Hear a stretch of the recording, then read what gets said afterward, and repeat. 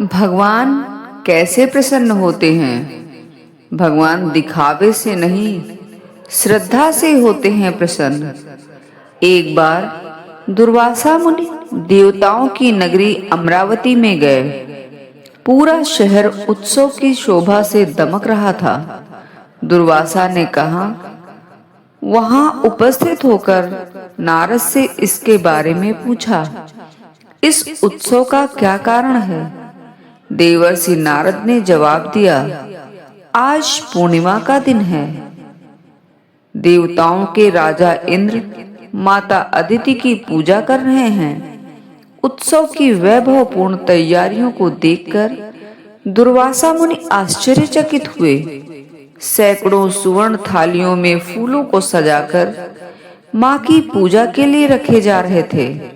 दुर्वासा मुनि इन तैयारियों के बारे में मां को स्वयं बताना चाह रहे थे। वे मां के द्वार पर गए। द्वारपालकों ने मुनि से कहा, हे मुनिवर, मां बीमार हैं, आप उनसे अभी मिल नहीं सकते। द्वारपालकों की बातों को नजरअंदाज करते मुनि सीधे मां के कक्ष में गए, जहां देव माता अदिति सैया पर लेटी थी। मुनि ने देवी से पूछा, मां, आप अस्वस्थ क्यों हैं? आप तो मेरे इससे परे हैं ना? देव माता ने नारद के प्रश्न का जवाब देते हुए कहा, यह सब देवेंद्र के कारण हुआ है, जो अपनी संपदा के दिखावे के लिए मेरी पूजा स्वर्ण पुष्पों से कर रहा है। उन स्वर्ण पुष्पों से ही मेरे शरीर पर घाव हो रहे हैं। दुर्वासा ने देवी से पूछा, यह बताइए मां, आपका यह रोग कैसे ठीक होगा? मां ने जवाब दिया, वाराणसी के विशालाक्षी मंदिर में एक व्यक्ति है जो मेरी चिकित्सा करने में समर्थ है। दुर्वासा तुरंत वाराणसी गए। वहां उन्होंने मंदिर में एक व्यक्ति को रोते हुए देखा। वह व्यक्ति मां के चरणों पर अश्रु बरसा रहा था। मुनि ने उससे पूछा, यहाँ कहीं कोई चिकित्सक मिल सकता है क्या? लेकिन उन्हें कोई जवाब नहीं मिला।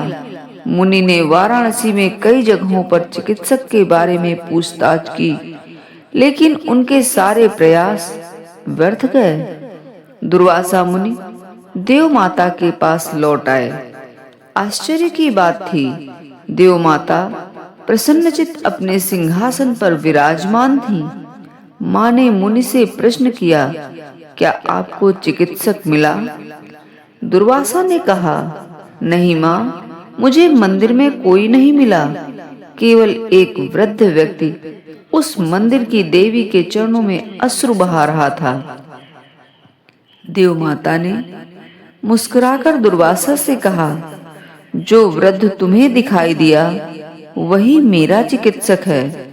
उसके द्वारा बहाए गए अश्रु की हर बूंद ने मेरे शरीर के हर घाव को भर दिया। दुर्वासा मुनि को यह समझ आ गया कि जो उत्सव संपदा एवं वैभव के साथ मनाए जाते हैं, उनसे भगवान संतुष्ट नहीं होते, बल्कि जो व्यक्ति प्रेम तथा श्रद्धा पूर्वक अश्रु बहाता है, वही भगवान को प्रसन्न कर सकता है। भगवान दिखावे से नहीं, श्रद्धा से प्रसन्न होंगे।